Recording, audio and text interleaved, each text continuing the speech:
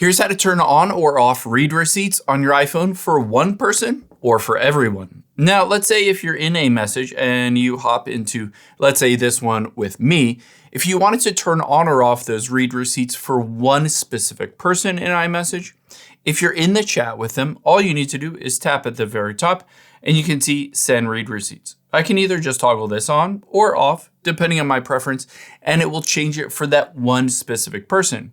However, let's say you wanted to turn it on or off across all of your messages, not necessarily just one person.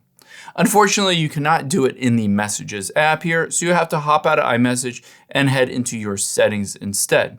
Now, within the settings, we can globally enable or disable those read receipts by getting into your message settings.